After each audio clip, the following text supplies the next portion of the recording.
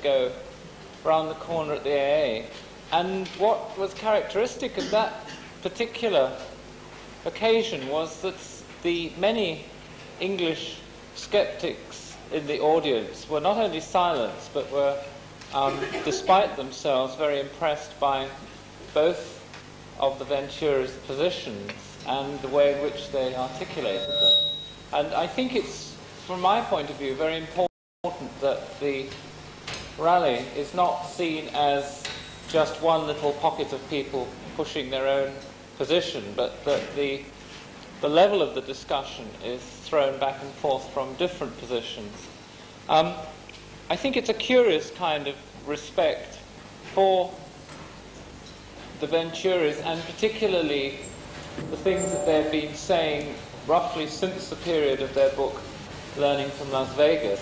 It's probably very difficult for those of us who are English to see the, dare I say it, sort of cultural necessity of pointing out values in things which have hitherto been disregarded by proper architects and people who have architectural conversations. I think that coming from a much more tradition-ridden situation, we are either skeptical about everything or we take everything equally seriously. And so I think that one has to look at probably their position in the light of the effect that they have had upon other American architects. And I think that this effect is extremely great. And I, for one, get rather irritated at the way in which certain of the currently discussed American East Coast architects almost refuse to mention the Venturis, to whom they obviously owe not only a cultural, but in some cases an aesthetic debt. They almost deliberately don't mention the fact that the Venturis exist. Now, last night we had an example of Banham quite clearly pointing out the lineage which originated from the Smithsons and cannot be denied in things that have happened subsequently. And without wishing to labour the point, I, in my own mind, am curious and fascinated by the Venturis for at least, and not only, but at least a slightly parallel observation. Denise Scott Brown, Venturi, and I think Robert will interject. I'm not quite sure how they're going to play it. I'd like to welcome her.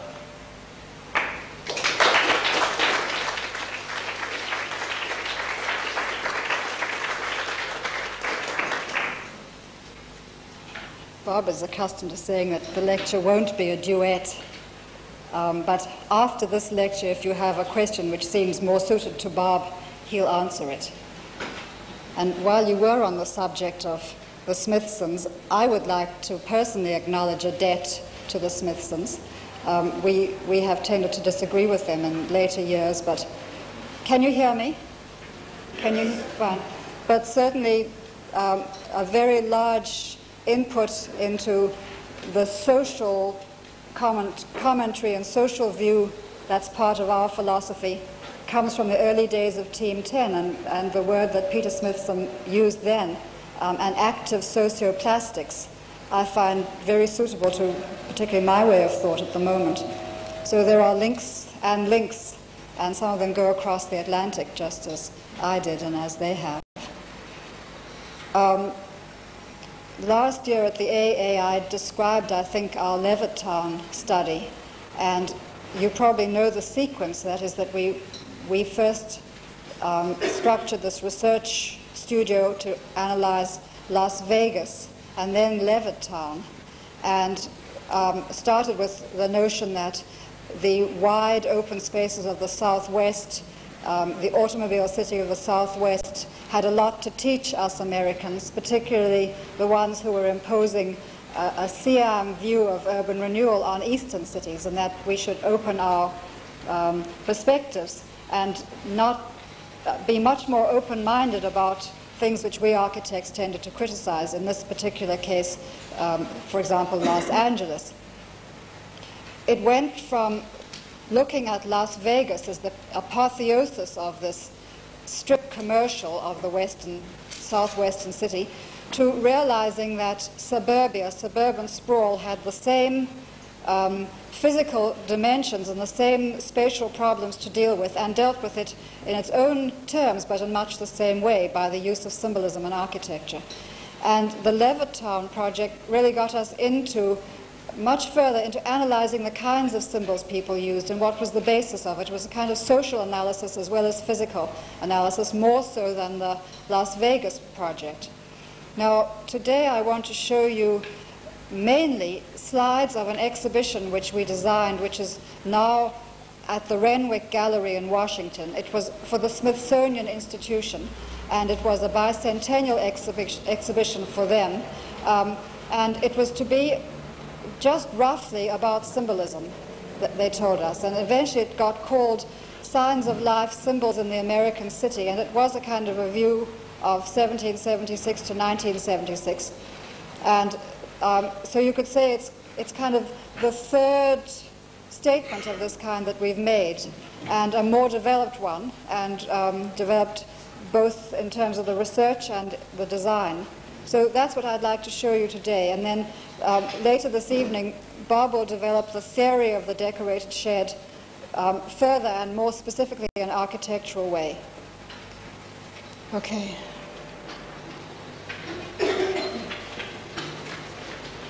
So it was this kind of landscape that seemed to give rise to the need for this kind of sign. And it was a realization that living with this, which of course we don't in eastern cities are much more like Europe, but that this flat land and very often the mountain behind and the speed of the autoroute called for a different kind of architecture and called for signs to be read at a certain speed and scale. Next. And gave rise not only to billboards, which have become, we believe, a folk art, but also to symbolism in the architecture itself. I think you can see the just comparison. These are very similar, although one is a building and one is a billboard. But basically this got us back to investigating symbolism in architecture in general, and it's nice that this is a Gothic church because it takes you back to the eclecticism of last century. Next. And this is the desert town with its few large signs, and the logical end of that is Las Vegas. Next. And then the automobile land of suburbia, east or west or south, with its very large, this is actually a Los Angeles supermarket with this large parking lot of its T, which can be read from miles. And then the symbolism of the object itself, again designed to be read from miles. Next. But then looking at Levittown, which is called suburban sprawl and is, of course, scorned by most architects, and if you look at this housing environment and you compare it with parts of Bloomsbury, it's obviously very different. Of course, there is a unity here which is called conformity and which is called monotony. In Bloomsbury, it's just called a wonderful unity. Here, there are also slight variations. And it was these variations which fascinated us. The fact that they modulate the space from the large driveway and the large road back to the house set back, and then their contents. And it's very obvious here that this shutter would never close this door. It's obviously there for another purpose, and the purpose, as far as we were concerned, was communication, not by architects to other architects of what a building should be about, but by people about what they felt about history, social status, love of rural environment, this kind of communication. So the communication here across this lawn is patriotic, historical, love of animals. This one is southern plantation, rich estate life. And I think this one is Florida luxury and hedonism. We never quite got at what the flamingo means. And here you see many flamingos. wrought iron, that's probably European elegance. The clapboard, which is very American, colonial, etc. Next. And at the neighborhood level, the winding street is the country road. And it's reproduced in suburbia to show, again, people's feelings that they really belong in the country. They belong in the rural life, even if they're here on the outskirts of the city and owe their livelihood to the city. And the pitched roofs, which make a kind of an overall pattern, the distant planting, the nearby rolling lawns, are very much part of the imagery. What fascinated us was that the same imagery is used in advertising, and I find this very important. Come home and visit. That's home, with that winding path with the rural homestead on it. Next. The winding path with the rural homestead and the green lawn and the picket fence are standard all over. This is a little house in Venice, California, with the picket fence, which is colonial, the winding path, which you've seen, and the green lawn done in concrete. Next. We were very interested in how this southern plantation got to be this.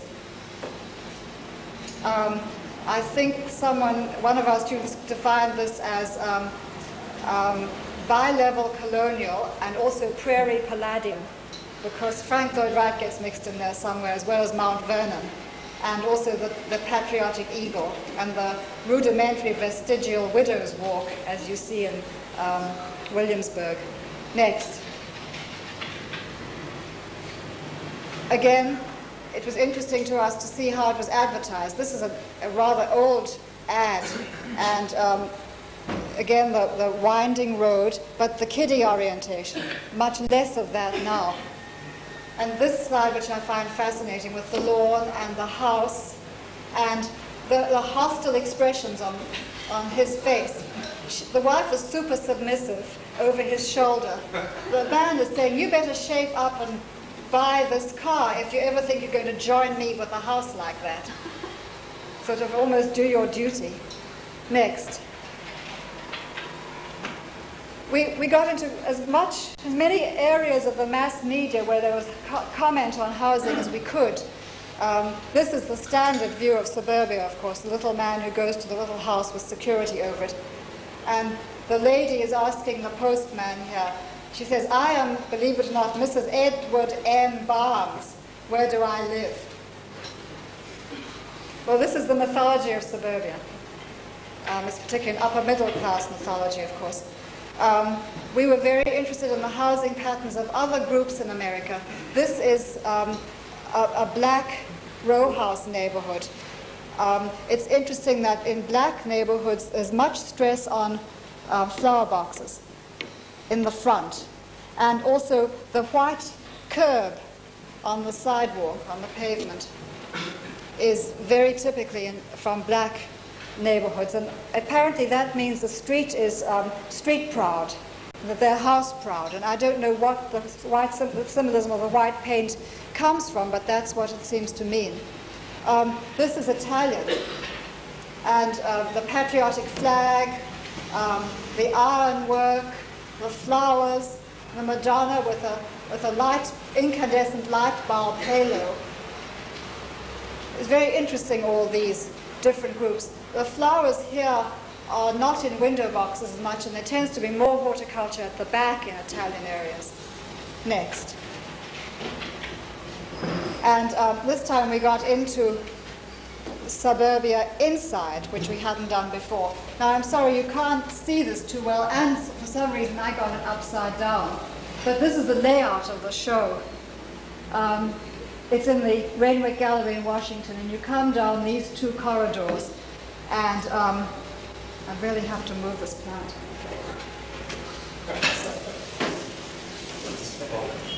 There. Now, there's a little lobby there with a main entrance, and this whole room is about the home. And in actual fact, you walk in, and it's been changed a bit since this plan, but you see a series of mock-ups of 3 different kinds of houses. A suburban Levittown type house, there's its facade and its front yard, and there's its living room. And you go further and you see a row house and its living room, and yet further and you see it's now called the country house. I would call it an ex-urban house. It's a rich person's colonial house with its garden and its facade. This plan is not the way it is as you'll see it in reality, but it's the best to explain it. And then you go through a room on the strip, the hall of the strip. You end up with the street, by which we meant the traditional urban street and out. So it had 3 sections: the home, the strip, and the street. Next. And just to show you the geometry of it, this is the suburban house with its facade and its room behind, and a large mural showing the surroundings. So the house stands out from its own background. And this is the row house with the same thing, a perspective of a row house street.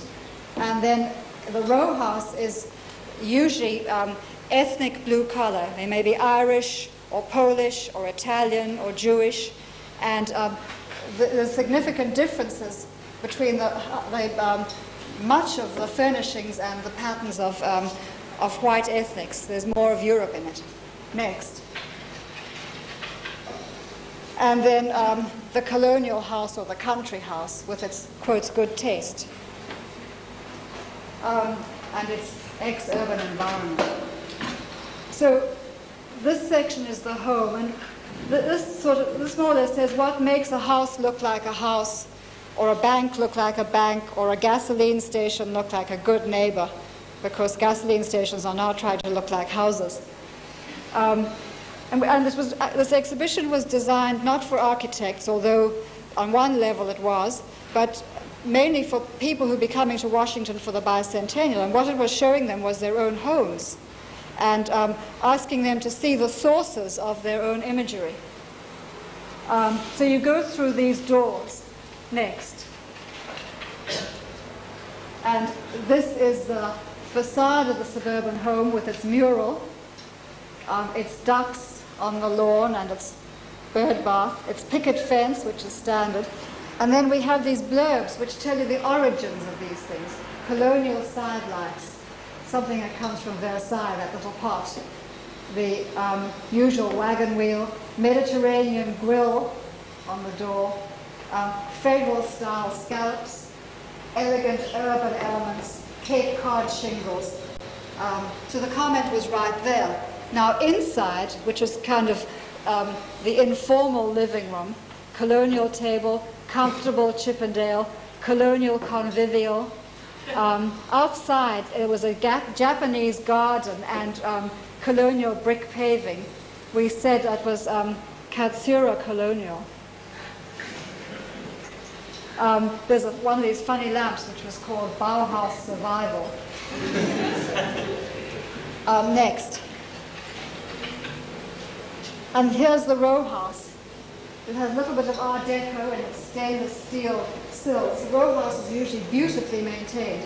A little of colonial in this Curry and Ives type coach and horse. Classical balustrade, colonial ironwork, Cotswold cottage type window, rural random masonry, but it's probably permastone. Mediterranean or colonial pastel walls, Italianate brackets. And this is a very giant photo mural. There's a new process for making these from Japan. You can make very large murals. The houses are about 3/4 scale. The rooms are small, but the furniture is full size. And in the end, we liked this room the best. It really was the most elegant. 18th century damask, Art Deco door, which you can't see here. It's got 3 interlocked mirrors. Regency style, cut plush in the carpet and here. 18th century salon, mirror over here, Georgian drapery, Renaissance credenza, etc. We even went as far as the family photographs put in the different places, and we got people from the office to bring in their family photographs. Next. Now this is the rich person's house, and it's much more, quotes, genuine colonial. It's a totally consistent symbolism. Out of English cottages, out of English Palladian revival, out of Italian palaces, via Williamsburg. And inside are real antiques, and then modern, comfortable furniture to go with the antiques. Fewer family photographs, real flowers. And we said, in this room, the ensemble of American antiques evokes historical tradition and expresses the, quotes, good taste of the occupants. The contrasting present-day upholstered sofa and chair are there for reasons of comfort and function. Wall Street Journal, in the magazine rack here, Popular Mechanics in the Suburban house.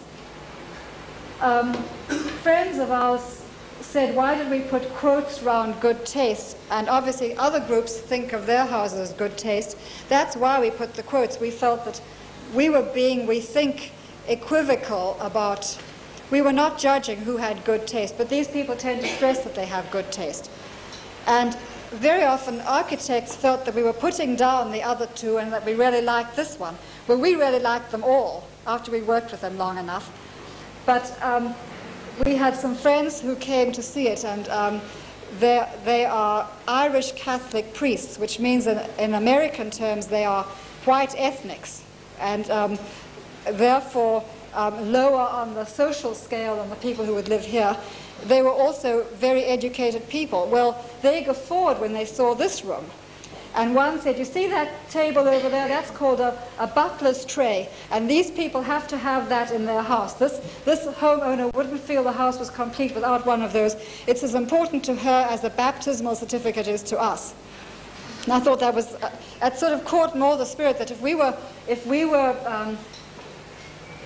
were being satiric about any, we were being satiric about all. But actually, by the time we were trying very hard not to be satiric, we were trying to do it straight. Next. You would like to include an architect. Yes, someone said, why didn't we include an architect's house? And you could have done just the same thing, with the white walls and the knoll chair and the Afghan rug. It could be subject to the same. But of course, it's a very, very small taste group. Now, accompanying this were a series of backlit panels. And they were too detailed for people, and yet I saw a large number of people reading them, and unfortunately they're too small for you to read. So I'm going to just outline what they are. This one was trying to get at the themes of the symbolism in American suburbs and what ideals it showed. And as you can see from before, the very important one is the rural ideal, the stress on the country. I wish you could see this. It's a beautiful ad from Alcan or Alcoa, which shows a rainbow and a setting sun and a rural road with little suburban houses on it. And that's really the image. And then we trace the image back to 18th century and 19th century in America, romantic landscape and that imagery, which is obviously where the winding paths all come from. In America, though, there's another little subset, which is frontier imagery. And the image of the cottage in the cleared forest. You don't see too much of that, but there's a whole little suburb in New Jersey called Medford Lakes, which is built on that. And over here is a wonderful Volkswagen ad. It's a frontier cottage made of logs in a rural clearing, in a forest clearing, with a Volkswagen in front, and two frontier-type people sitting in front of a Volkswagen. They say that that's what their car is for. Then another very important thing is transportation. And fascinating to us in this was to see the ads for the car. We came across a whole supply of Suburban Life magazines and Country Life magazines dating from 1911 to 1915. And they were full of wonderful statements about how apartment living would sully the young of the nation and things like that. But what they said about the car was, one says, it's just a short whisk to the station to fetch Daddy. And also how you'd drive free and clear of all the terrible traffic in the ozone, getting a fresh breath with every breath. And they always stress that the car took you to the station. I've shown one large here. It's for an electric car. And you can see all the superior upper-class people who are waiting at the station, and obviously they're either waiting for someone or else dropping someone at the station. Of course, that's gone a long time ago, except for parts of New York and Philadelphia, eastern cities. Then, technology and the good life. It's interesting that technology starts out with all the work-saving appliances that you can get. This is a very nice picture from Life magazine, which shows, it's 1946, and it shows the cost of all the appliances you could have in your house. And there are earlier ones talking about the telephone and what a time-saving it is, and ones of early stoves. Nowadays, what's happened with the whole energy crisis and the turn toward natural is that appliances are selling on the basis of their imitation wooden fronts, and how you can nestle them conveniently into wood counters. So there's been a shift in the imagery over here from highly functional to you hardly notice the appliances. But something else has happened about the good life. Leisure and conviviality is being sold, particularly by the people who do suburban communities, the suburban community developers. And what they're telling you in these ads, if you can see them at all, is if you come to our community, there are all these leisure facilities with the right people. You'll be playing tennis with the right upper class people. You'll be fishing if this is for an adult community, i.e. housing for the elderly. But even there, the old people are all the right type of person. And they're selling two things. They're selling social status and they're selling leisure. But it's there if you want to use it, but it's kind of reassuring to you even if you don't use it. Names there are things like the Country Clubber, for example. Here we reproduced pages out of an article written by a developer. It says, advertising for each type of housing is geared to the assumed aspirations of its potential buyers. And he tells you what he thinks is his market for each type of house and how he sells it. This is a young, newly married couple, and it's their first house, and they live in such and such, and their income is such and such, and they're probably second generation or third generation Italian or Irish. Here are some who don't want the trouble of upkeep, and in this way he describes the whole lot, and they're very fascinating. Again, economics. The Levittown alternative of getting a very, I think, high-quality house cheap, but by mass production, not so much by improving construction methods as by improving the organization within the construction industry. They use traditional techniques, but they streamline delivery systems and sequence in building and things like that. And more recently, economics dictating row housing again. Town housing, it would now be called, because that sounds higher status.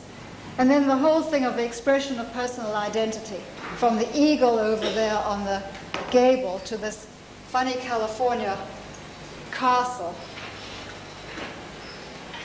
Now, we tried very hard in designing this to make it hierarchic, so people who wanted to could just read the headlines and miss out on all the detail. Unfortunately, that's all you can do there. Next. Then we did more architectural analyses of what you actually see at different scales in suburbia and what can communicate with you symbolically from different scales. So from the scale of the community, it's the overall town. Look how this cigarette ad for Marlboro tries to show you an archetypal little village in the snow. Well, suburbia tries to imitate that image.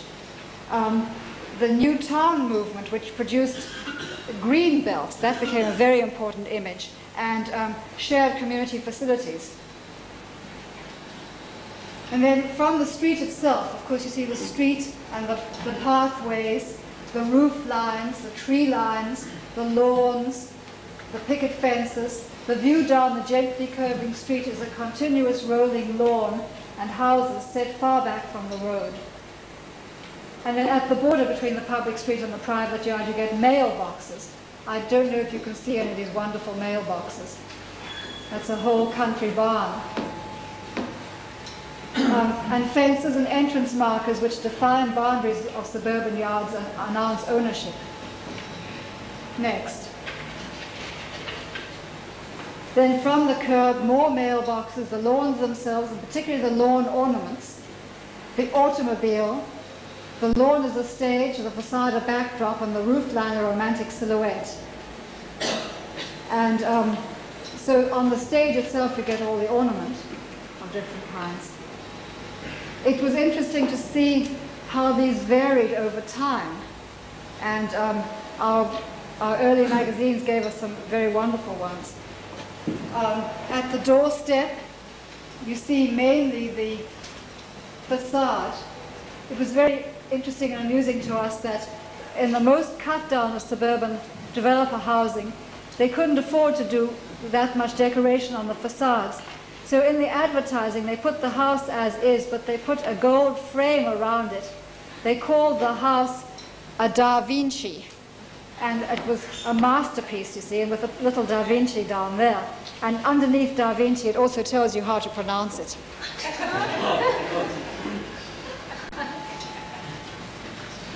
So we say it's a kind of a billboard, the house front.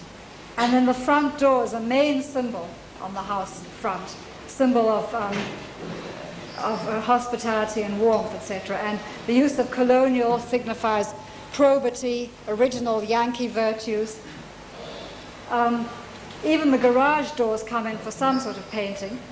And then it was interesting that building materials are symbolic as well. And this is a wonderful 1920s ad of two ladies sitting looking through a window. And they say, pretty substantial people, no doubt, in the new brick house.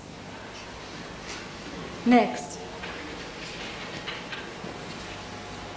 In the house itself, up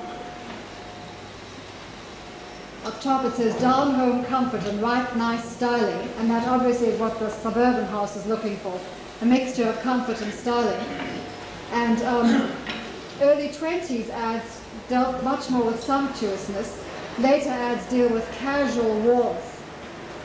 And then you get the sequence from the public spaces through to the private spaces, particularly in traditional houses, with the living spaces having much more public imagery and the bedrooms more private imagery, except that we found these inversions where you change the name of a living room to a rumpus room and it would then get private imagery rather than public.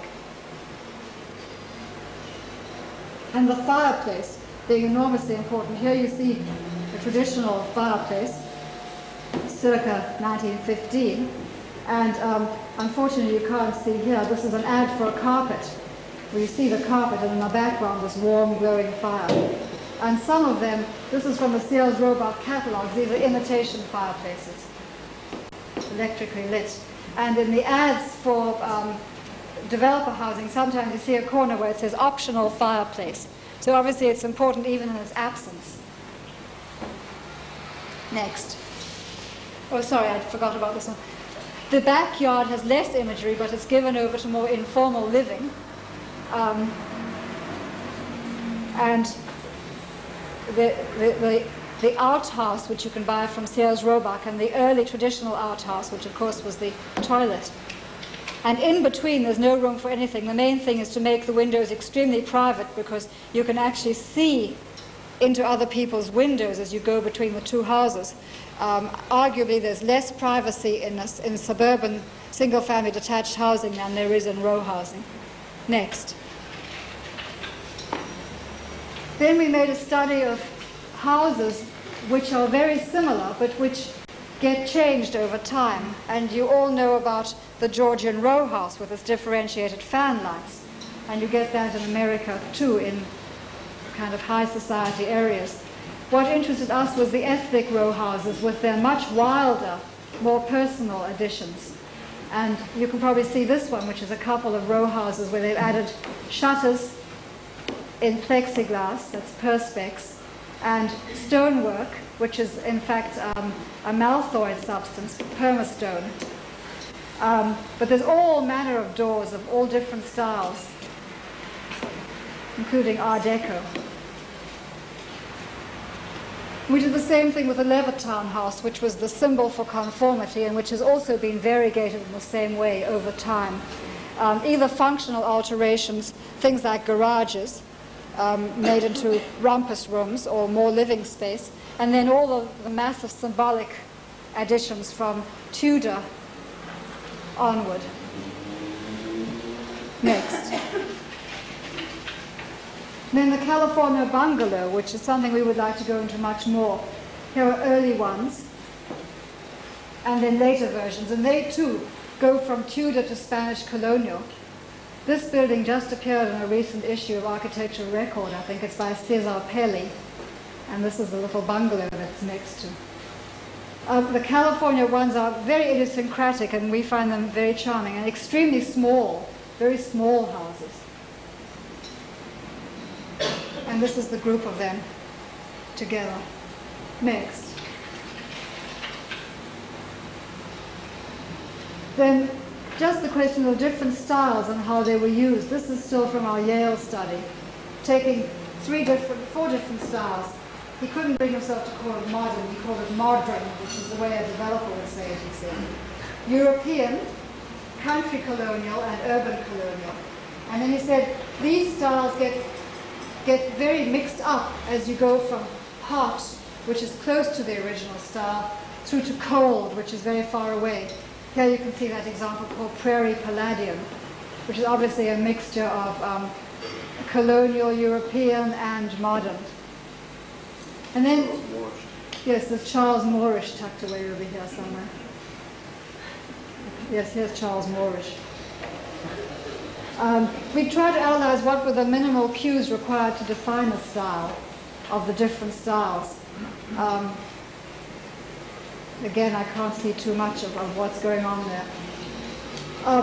And then we discussed do-it-yourself styling, which you can buy at the hardware store.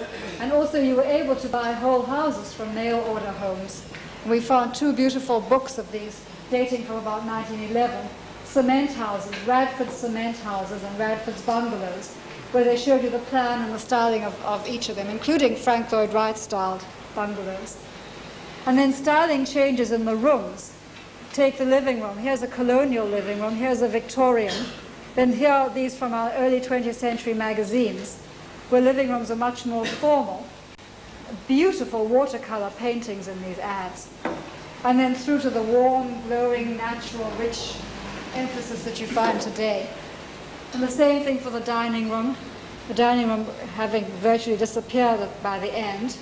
And the bathroom, which starts out as very functional and stresses health, and then elegance, and then a kind of hedonistic one-person cell of erotic splendor at the end. The smaller it gets, the more they seem to stress lush fabrics and things like that. Actually, that's the bathroom. The early bathroom is an outhouse, and you found beautiful little pictures of outhouses in books by Calvert Vaux and the other people who dealt with the romantic landscape. Next.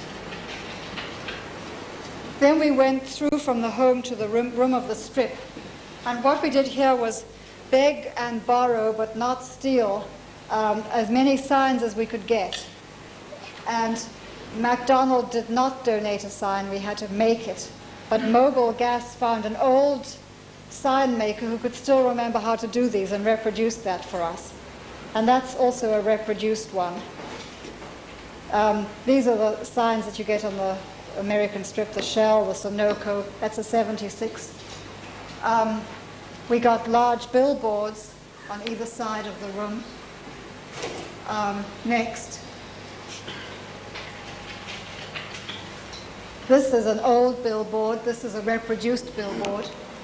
This, the best painter of flesh in the West reproduced this billboard for us. That woman, her face is 15 feet high. That was the only thing that didn't arrive in time for the opening. It got stuck in a moving van somewhere between Los Angeles and Philadelphia. Next. That's an old sign. This Holiday Inn sign is the standard one for this chain of hotels. And seeing it from near up, it was kind of a revelation. It was so beautiful. This you can see is moving drops of water. There was a time when there was this, various manufacturers made one of their products very large, and then they'd hang in hardware stores and places like that. Here is the original McDonald's, not part of our show. Next. Again, that's a section of that room to show you what you saw. And over here was another, this group, Foster and Kleiser, have a fantastic archive of their early billboards, and we got wonderful things from them. We found a fantastic store of this material, much more than we could use. Next. Then we go from there you see the Holiday Inn sign and the small indication of McDonald's, into a room called the Street. And you come under that door, and the first thing you see is this very big tap. We found that at a suburban strip outside Philadelphia, and we asked him if we could have it for the Smithsonian, and we would fix it up in return. We painted it and everything. And where he used to have the sign, he now has a sign which says, "Gone to the Smithsonian." Now this was much more traditional, this room.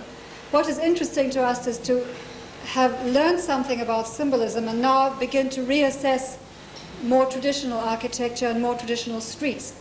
And so we've tried to simulate a kind of an urban park, and the walls are a nice somber Victorian taupe. Next.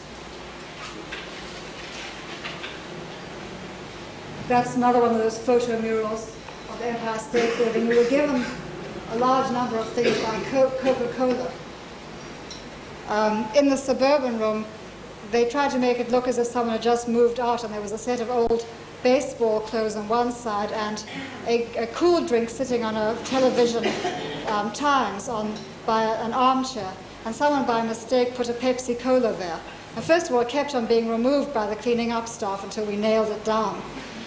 But then when the Coca-Cola people came, they sort of had a preview first before the chief came. He said, "You better get rid of that Pepsi Cola or they'll remove their loans." So we had to change it for a Coca-Cola. And here basically we say that all buildings communicate messages, either heraldic ones, the actual signs, or physiognomic ones where you can tell by the look of the building what it is, or locational ones, which is the actual location on the site, for example, a block.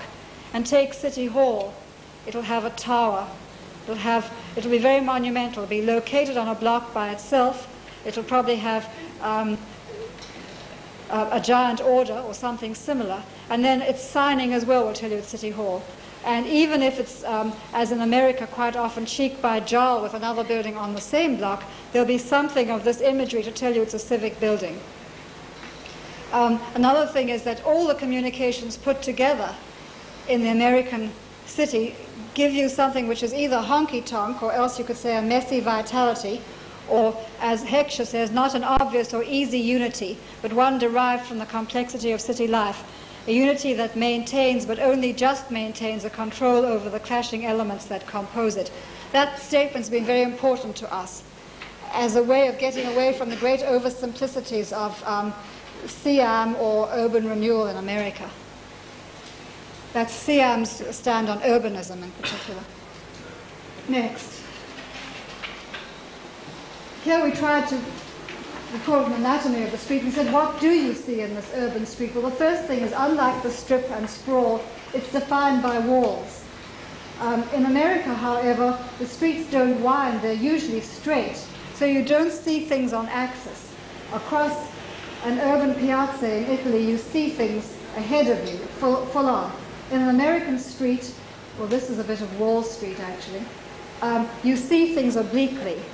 And whereas people do design symmetrical buildings, usually with oblique urban streets, it's the ripple of the facades that you notice over there in that sort of grid system. We again found a wonderful collection of old postcards too. There's I think he's a Presbyterian minister outside Philadelphia who has the world's greatest collection of postcards. well, we borrowed quite a lot from him. And we also bought in a flea market an American lady's trip across the continent done in the early 40s. And she'd bought numerous postcards and menus and things like that and stuck them into 4 photograph albums. Well, we got all these postcards of her trip and used those for supplies of things like this. The walled American city. Next. And this is more of what you see as a pedestrian. I'm sorry that this got a reflection in it.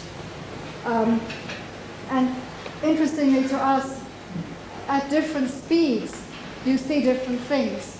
From the pedestrian walking up here through to Main Street. Well, here's a small American Main Street where there's room for cars and people, and signs, if they can, will stick out vertically, but otherwise horizontally, to be perceived by cars as well as by people. To the western town, with its false facades to catch your attention, the stores being very small, needing something greater. And the medieval town, where you need very few signs, and you can actually see the goods. And finally to the shopping center, which has gone back to the medieval town on the inside, with a small street which the pedestrians can read. Next. Here's the western town with its false facades. Here's another much grander scale. That's actually the Strand. No, I'm not sure if it's a Strand, but it's a large commercial warehouse area with its signs. People who tell you that traditional cities didn't have signs, it's only these ugly strips that do, need to see these pictures where signs plaster the buildings. Next. After having said for so long, you smell and see the bread in the medieval town and don't need signs, we were very thrilled to find a picture of the actual loaves in the medieval town. But from there to the signs of Las Vegas. Next.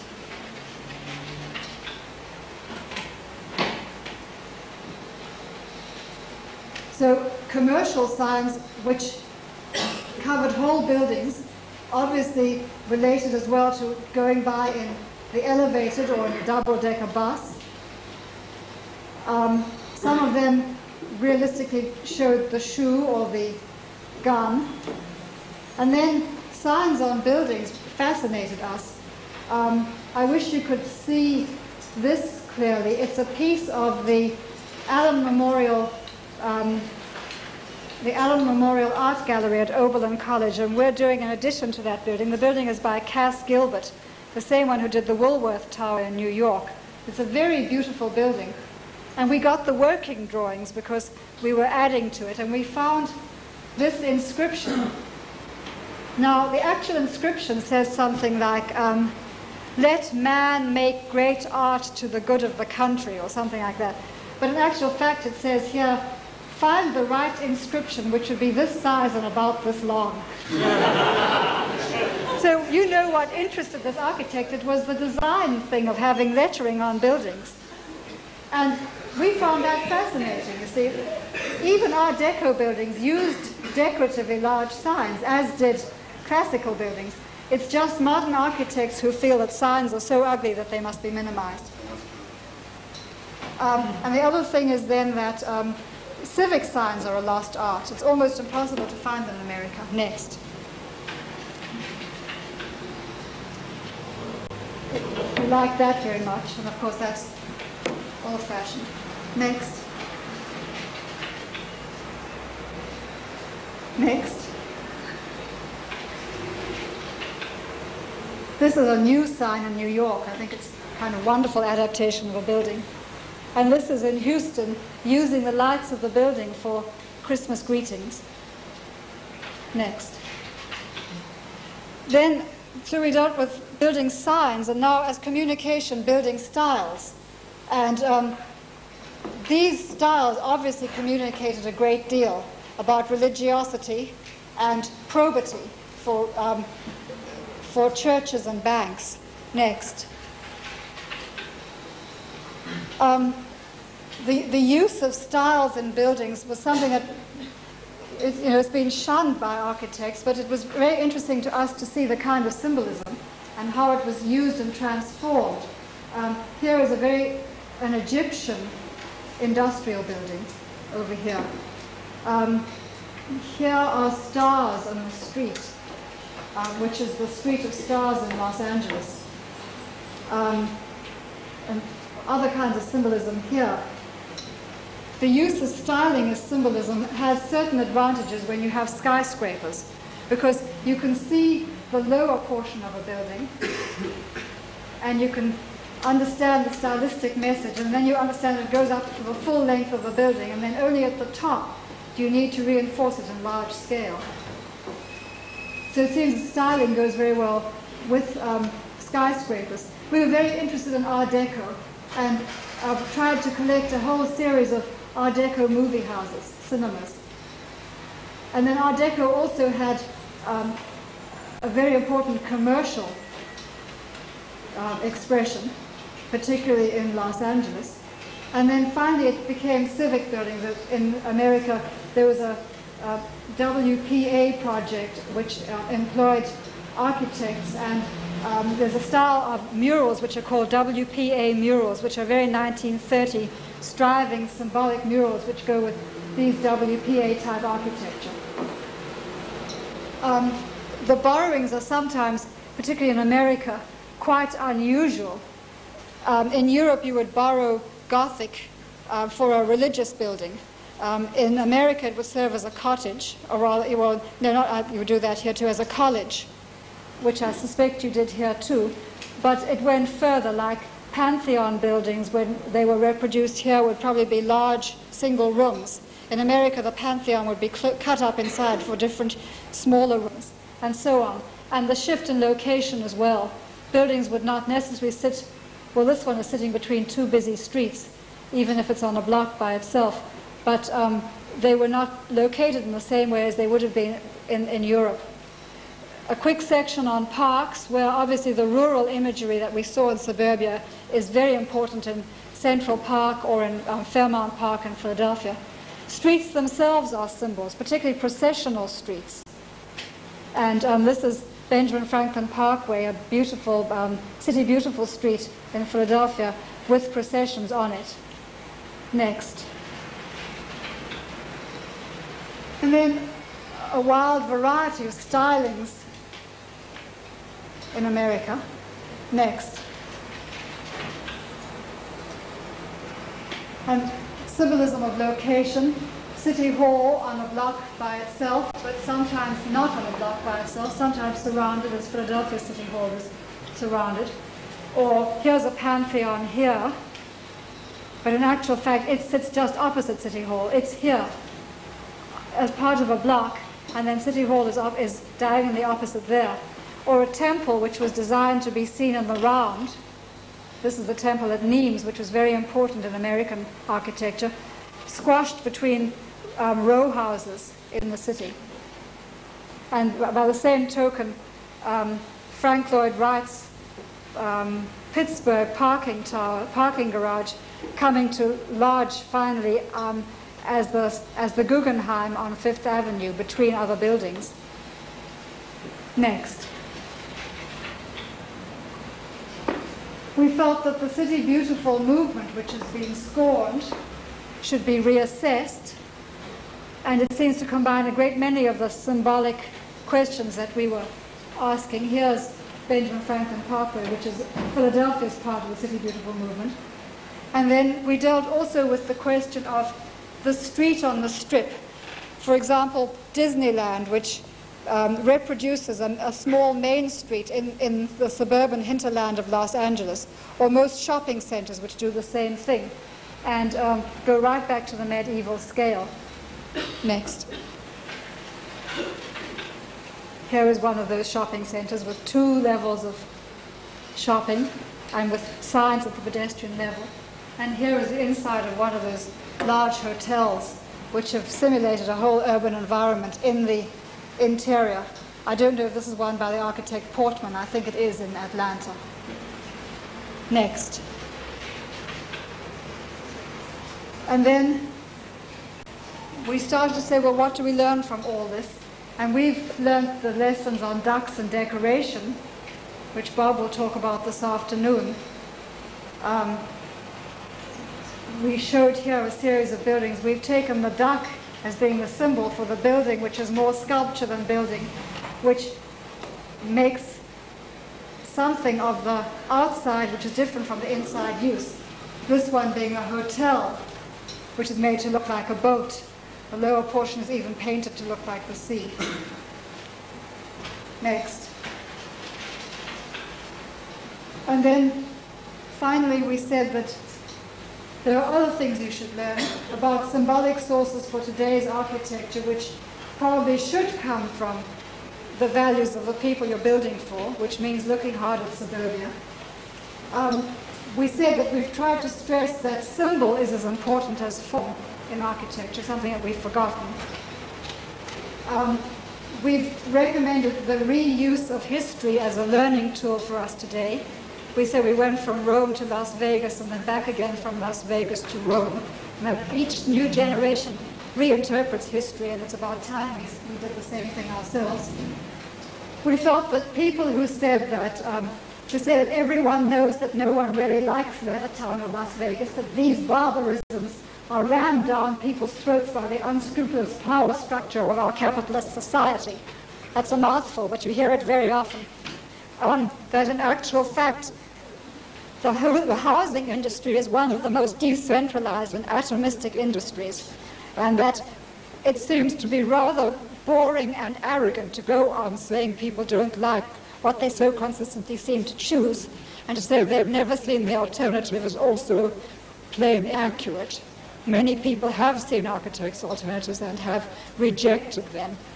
It seemed to us, from looking at the decoration added to the Levittown house, that most of the time the decoration was in line with the house. That is, if the house was Cape Cod, they added more Cape Cod decoration to the house, which didn't exactly seem to be that they were forced to buy this house and were trying to negate what it stood for. So we think that that's a bit of wishful thinking on the part of architects. On the other hand, if you really want to talk about manipulative capitalism, it very often these days lives in beautiful modern architecture, because modern architecture has become the symbol for avant-gardism, and if a large corporation wants to look forward-looking, it modernizes, it gets a building by a famous modern architect, and then it doesn't have to do anything else because it has the symbol of the modern architecture. So I would say that modern architecture stands more for manipulative capitalist society than does Levittown, and that if once you do get mega structures, they will be built by General Electric, and they will be symbols of the same manipulative capitalism.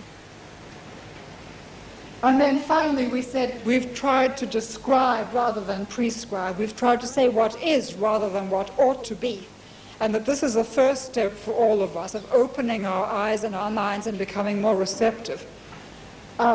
That is about the architecture. We have certainly been prescriptive to architects and planners. We've said, be more open-minded, learn a little, be less autocratic, and be less certain that you're right, because look what you did.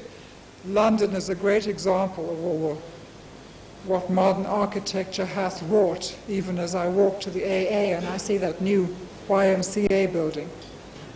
So we're saying we're being certainly prescriptive to architects. Then we're saying eventually we all must be prescriptive. We must judge. In order to make recommendations, in order to design, you have to judge. So in the end, we recommend deferring judgment. And we defer judgment to make our later judgment more sensitive. Thank you.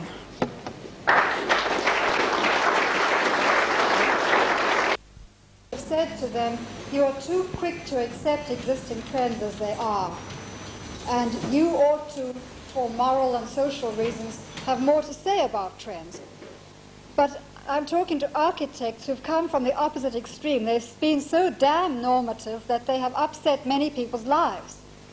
Now, you see what I'm saying? That it's, I think when we come out as the great leaders who are going to lead the people, the crass masses away from the crass, I think we're phonies. We're not like that. And what we do is we cause a lot of trouble. Yes, but But I mean, in that sense, you're just giving the mirror opposite of perhaps being too normative. You aren't being normative enough. No, I've said at the moment I am a camera. I'm recording. I'm lifting a level of awareness. I'm teaching us, ourselves, about something. And I've said there comes a time when one must judge. Now, there are very many different ways of judging, and it depends very much on your location, how you judge, on who you're answerable to. Now, it seems to me that when I deal with an individual client and I sit across a table from that person and I talk to them, there's many ways that I can use judgment which are completely okay. I can say, oh, come, you don't want to do that. That's awful. You know, everyone would think you have bad taste. I wouldn't say that, but I might insinuate that in a rather mean way when I'm dealing with an individual client who can answer back and I can watch that person's expression. If I'm working in public housing, I'd be damn lucky if I even see a small number of the people I'll be planning for. I can't use that same kind of reasoning. I can't say, you're a lot of slobs and you're going to do what I want you to do, which many architects do. It seems to me very highly unfair to do that, and in the end, very highly unaesthetic. But don't you think that if you're designing, say, for an ethnic taste culture and row housing, that you have some obligation to do more than just reuse the symbols and signs as you've shown them? I would not dream of using their own symbols and signs on them. And I'll tell you why. No, I wouldn't. I'll tell you why. Because, say Levitt comes to me to build Levittown houses, and I say to him, your house is just great. It's terrific. Gee, I wouldn't change a thing. Maybe I make it a little bigger. He would, first of all, not believe me, and then he'd think I was laughing at him. Because by the time he comes to me, he's there to buy that elitist thing. Now, the same thing, if I go to Bella Vista community and I say, well, we're going to have some internally lit choir boys over here and some of that nice old ironwork that you bought over there, they're going to say to me, who are you putting on? We asked you because you're an architect and you've got this good taste and we want to buy some of it. So you let everything alone, finally? I mean, after your description, no, you leave the world as it is? No, it depends. If I'm an architect working for that community, I find out specifically what that community wants. If I'm a planner making plans for that community, I'm going to be very careful how I change what they do, because I probably haven't got communication with all of them. I'm in communication with their politicians if I'm lucky, probably with the City Planning Commission if I'm unlucky. And how am I going to know? So I'll be very careful how I recommend change for that community until they tell me. And I'll be very careful that what I do recommend doesn't cause change of a kind that they don't like unnecessarily. So it's a very different set of... But, you know, one thing that I think we have tried to do as architects where we've been in that situation is provide something that's sturdy, fairly ordinary looking, in most people's terms, we hope, and that allows for people to put their own thing on it. Like if you take Guildhouse, people who live there put their own geraniums on the balconies, and we're very happy that they do that, and we certainly wouldn't have recommended that. You see what I mean? So, and I think that whatever Gans says, I think there are levels of aggregation of taste, that everyone may have an idea of what City Hall looks like, or large numbers of people, whereas they may not have an agreement about their own house. It seems to me that whereas I can't stand Boston City Hall, probably most Bostonians think it's, quotes, very nice. And therefore they have a substantial agreement about that. They've aggregated into larger groups than subcultures, than taste cultures, about City Hall, whereas they may have very great disagreement about a house or a living room. I think then that your approach can be characterized as laissez-faire rather than interventionist, so that you don't try to... No, I think you're pushing me into a category when I've been very careful to say my approach would be different depending on where I stand in the process. So it's an approach which deals with... it's a political approach to some extent, because it says your role depends on where you are, who you're answerable to. And it's very different. I would be much less laissez-faire, you could say, with a personal client that I was dealing with than I would with a community.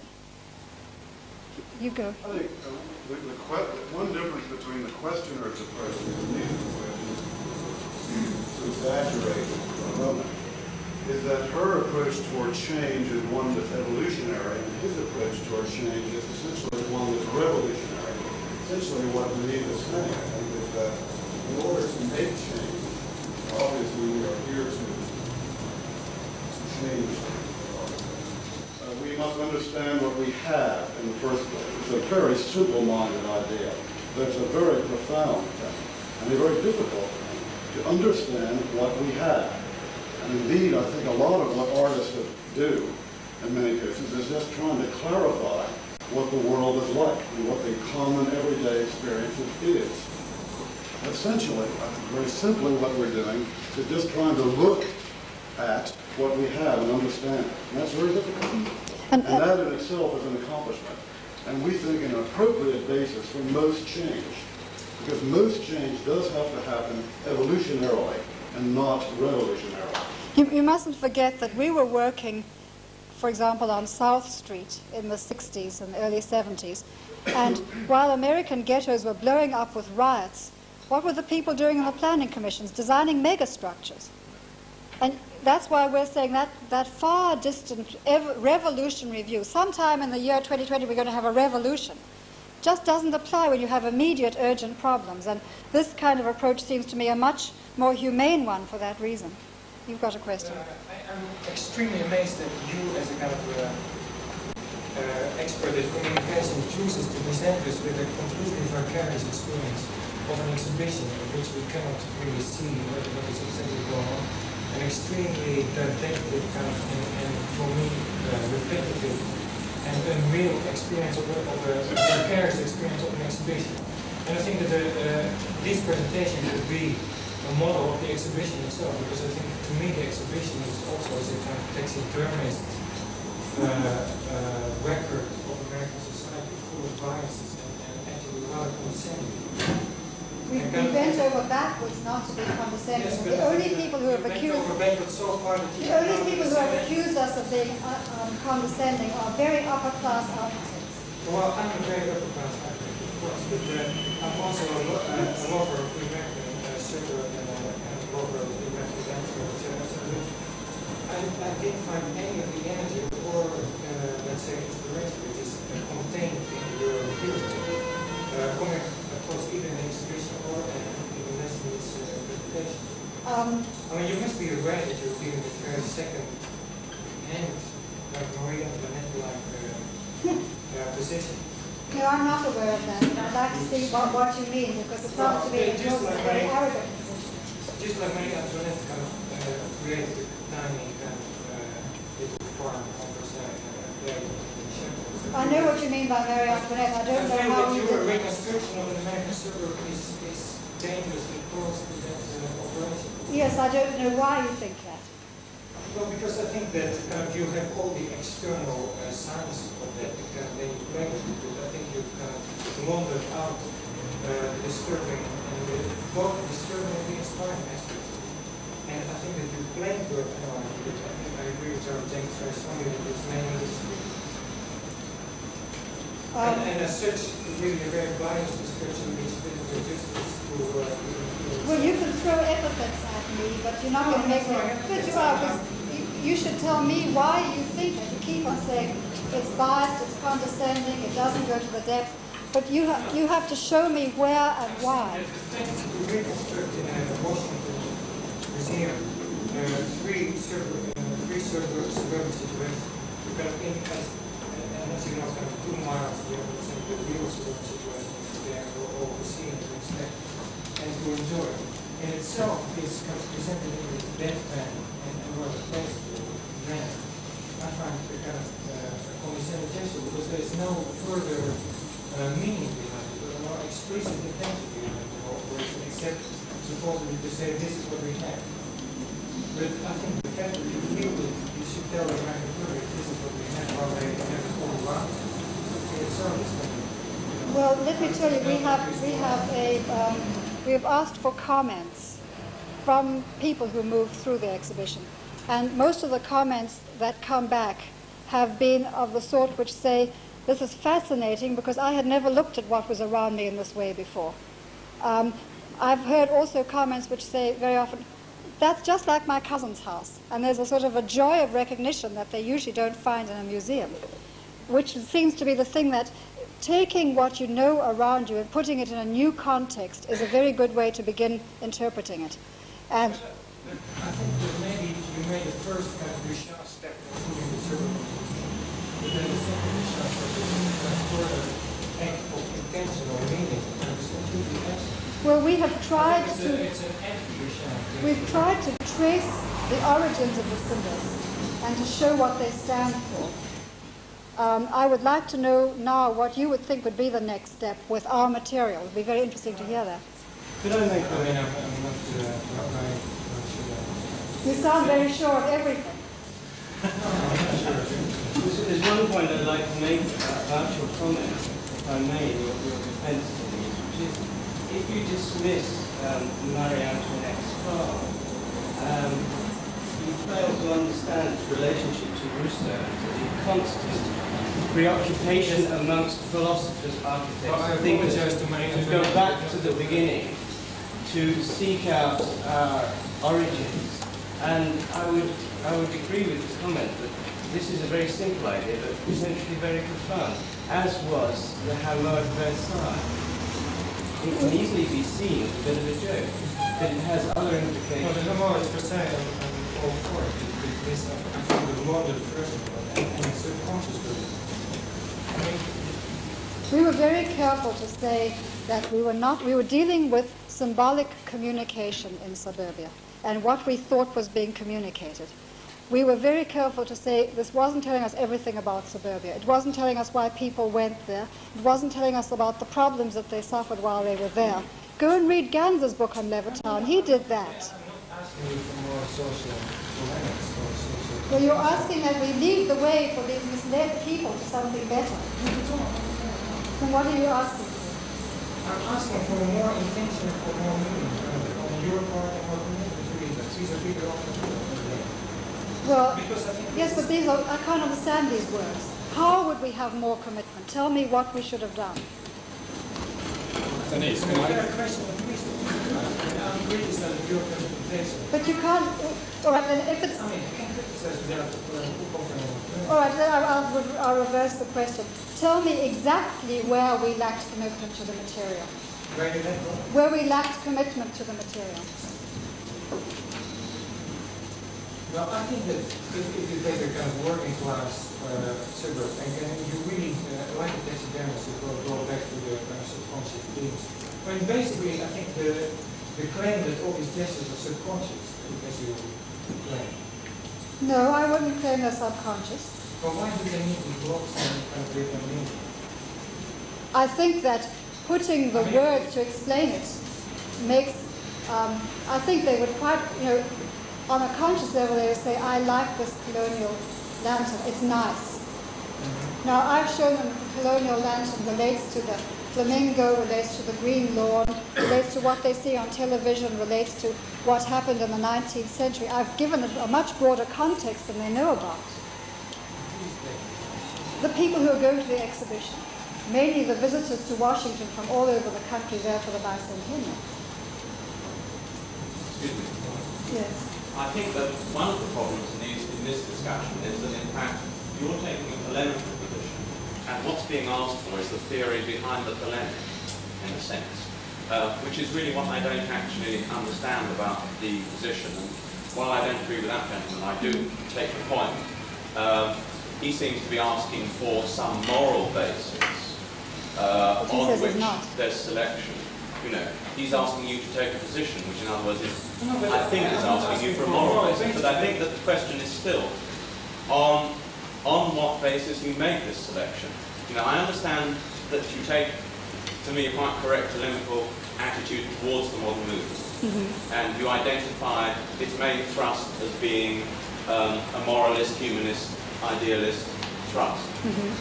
But it seems to me that you are taking a rather dangerous position as well, in that you're saying you're objective observers at some point. At some point. Now, at other points at what point are you claiming objectivity? And what gives you the right to claim objectivity at that point? We're suggesting that there's a necessity to, well, it's not exactly objectivity because I have focused my vision. I focus it away from the things architects usually focus on. So that, in that sense, it's not objective. It's not just a broad range. It's a focused view. It's more non-judgmental of those things that I've chosen to focus on. Now, when should one be non-judgmental and when should one not? Again, I come back to it depends what your role is in the structure of urbanism, of urban planning or whatever. And I can tell you at different points how I've had to, when I've been non-judgmental and when I haven't. Working on South Street, for example, I found myself quite often at loggerheads with the community, I personally. And there were times when I would try very hard in an honest way to say, I think you should do this. And sometimes I could win them round and sometimes I couldn't. What would have been dishonest would be then to go behind their backs and do the thing on an expert level, you know, that they didn't want. One of these examples was preservation, historic preservation. The community was very happy to have the case made for historic preservation when it was a question of keeping the expressway out. And I could come and I say, these buildings have historic value. I used my position as an expert to ram it down their throats. I know these. You know, I rammed it down the Planning Commission's throats and the mayor. I know these buildings have historic value. I'm an expert. I'm a university professor, and I say so, you see. When it reached a point the expressway was stopped, the community didn't want historic preservation because historic preservation brings in the rich. And so at that point we diverged. But I couldn't say to them, you ought to have it. When I saw what they'd been living in for the last how many years, I could see why they wanted new housing, although I thought the new housing would be very ugly. Can I ask you a further question then? Could you expound on why you think the City Beautiful movement is something that you would like to look at further? I'm very careful to say look at further, not re-instigate. Yeah. Well, because it has certain, it has corrosive qualities equivalent to urban renewal. Its use of symbolism, its use of stylistic architecture, its thinking in systems-wide, but with a real imagination, rather than the kind of systems people now. I think you have to be careful of systems thinking in urbanism. But this kind of systems thinking, I think, left a lot of room for leeway with structuring certain parts, which I thought talented. And I like it. I like the kind of scale of it. Another reason is that when you get urban sprawl, I think there's a case to be made for careful use of axes, because when visual things are so disconnected, making relations between them by the use of axes or lines or points which can be seen to join might make sense at a certain level. Yeah. Put it in a different way, it seems to me that you and Robert have, in a sense, not looked at semiotics and semiology and the theory of science in a sense that's kept you from progressing beyond a kind of, well, what Susan Sontag in her book Against Interpretation attacked the kind of experience one has in a French museum where the guide takes you through a series of paintings and points out signs and said, the meaning of this painting is this, and goes on to the next painting, the meaning of this painting is this. And it is, you know, that the kind of instinctive dislike people have of being confronted with a univalent or single explanation to anything. It seems to me that what you show and what you've analyzed, in a sense, your symbols are often on that descriptive, empirical, one-to-one level. In other words, you put tags, you put styrofoam labels, Regency chair, Art Deco curtain. Occasionally you have a descriptive. Its significance, I mean, it may be probity. You say this column signifies probity. So. Yes, I would But wait a minute, I mean, I do think that there's a theoretical problem here, because, you know, semiotics has defined in very, you know, with greater and greater precision the way different sign systems work and how they form coherent, discussable entities. Now, just taking, say, the visual sign, the aesthetic sign, you can see that it has all sorts of aspects like disjunction, like self-referral. It refers back to itself. It calls attention to itself. It focuses down on itself. Ambiguity, which is obviously one that you are interested in. It seems to me that the next step, I mean, you're asking, what's the next step? I think the next step is to try to take, say, the codes that you've shown, or in two statements you said how the codes have shifted over time Yes. because of economy and because of changing values. It's that kind of approach which I think is the next step. Well, let me say something about that. The first thing is that we are at the very beginning of something, and what thrills us is we've discovered a whole new territory. Now, we're at the pre-scientific and the pre-artistic period in this thing where we just defined a scope. It's going to be up to many other people with many other methods to take it further. So I would agree with you. I think it's enough in our case to have discovered it, and what happens with us is we in some way use it in our work, although not directly. We're very careful. A building which is based on one theory is a very dry building. But I think it comes out in our work. That's our way of taking it further. As far as the kind of analysis that you're talking about, when I start saying more than this is a colonial picket fence, and it therefore stands for probity, every social scientist in my field is down on me. How can you say it stands for probity? You don't have any proof of that. I have not done the research which allows me to talk really about Yankee virtue or probity or luxury, because I haven't gone out and asked people and done all the many things you do apart from asking people to find out. So I can say these interpretations. I'm very careful about these interpretations. I would be very unscientific.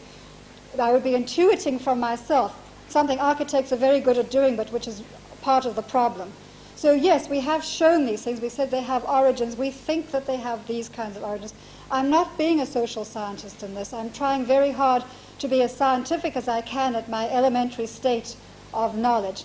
As far as semiotic is concerned, I have read rather copiously in Jakobson, and I think that is another way to approach the same problem. We are much more pragmatic. We're practitioners. We prefer to go from what we see. It's up to you to do more. But I must tell you that I talked with Jakobson at some length about all this, and he thinks that the architects are making nonsense out of his theories.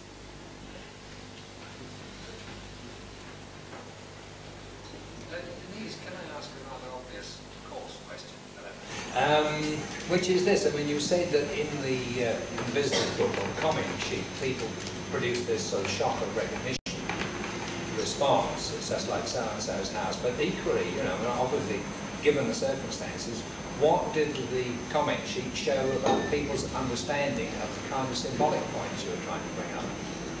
Well, we got a wide range of comments, from very educated people to people who just, you know, said that's like my uncle's house. Yeah. The people, it's hard to know who was what, but one person wrote, it's very interesting to see oneself typified, and went on to say things which seemed to come from seeing the good taste houses now part of a continuum with all the other houses.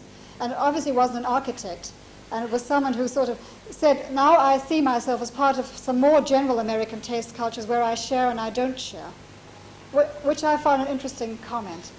But I also listened to the guards and people who were there while we were working and seeing their reactions, and they liked it very much. And they were the ones who also said, gee, my cousin's got this and that and the other. Yeah, but I mean, like is one thing. It's a very easy thing to get by showing people what they know already. Yes. I mean, to what extent were you getting through beyond that to actually widen their eyes so that they could begin to see the symbolic points that you were indicating in the lecture? I don't have the comments here, and it's hard for me to remember like that.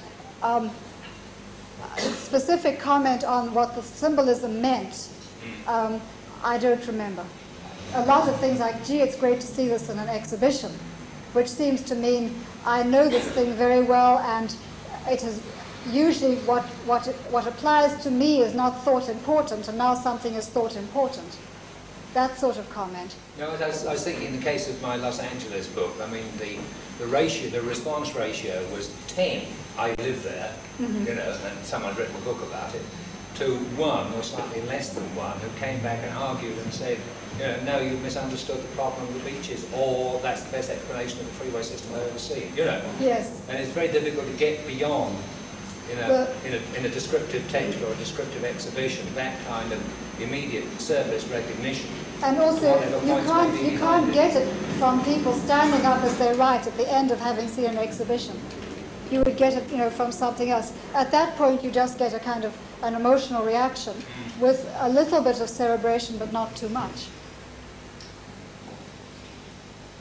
Yes. Well, it seems that there is an understandable bias, which is architectural, but also towards owned property. And yet people who don't own their own houses find ways, because they need them, of signifying something about themselves. The commonest example I can think of is in black neighborhoods there are rows of shining automobiles, washed on Sunday and otherwise identified with, and you can personalize them by hanging things from the rearview mirror or putting things in the dashboard. Are there any other examples you found of people who don't own the property do something about cueing their status? Yes, I did. There's quite a lot. And first of all, I found a marked preference for home ownership in all population groups, including the poorest, if they can, and also a huge prejudice against public housing in all population groups, including the very, very poorest. This is in America. It's very different here. Now, what I did find was that where people live in public housing, they will still try to do it, and they're very limited in what they can do. But we have examples of houses where the Mother's Day cards are in the window and turned out. And we have examples of Christmas lighting in public housing, for example. And the car is another one. Also, there are examples, not public housing, but rental housing in black areas where the rental housing is treated as if it's owned housing. That is window boxes and picket fences and all the same white Anglo-Saxon Protestant paraphernalia that you get in suburbia applied right there in the rental property. And also enormous stress on cleanup and fix-up and getting the landlord to clear off trash and getting together as a group to, to make the landlord toe the line and things like that.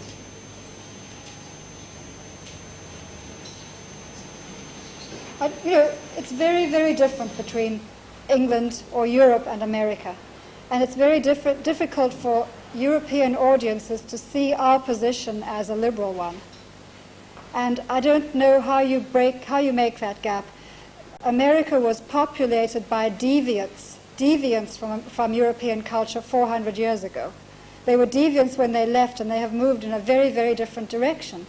And I see you shaking your head there, but I had the experience of living as a South African first in England and then in America. And I've had to deal with both cultures, and there are enormous differences from what mine was myself. And as far as I can see, the fact that that there's an Anglo-Saxon base for much of the imagery that you saw doesn't mean that the whole world's view is very, very different from the start. And for example, the thing about home ownership. It may be widely felt here, but there isn't the intensity of feeling. Otherwise, you wouldn't have as many middle-class people living in council housing here, and as few poor people willingly going to public housing in America. That's just one little example of the kind of difference. The other differences are, you go back very happily to the feudal system in your discussion here, and on forward to communism. In America, the discussion doesn't happen on those levels. It happens from early capitalism to post-capitalism, and not much more. They don't think of the other alternatives in the way that you have the whole range. It just isn't part of their lives. And you have to see a whole different development within a much narrower spectrum than you view. It's very hard to understand America from here, and I find the foreign students who come to America and live 1 year and then go home never really do understand it.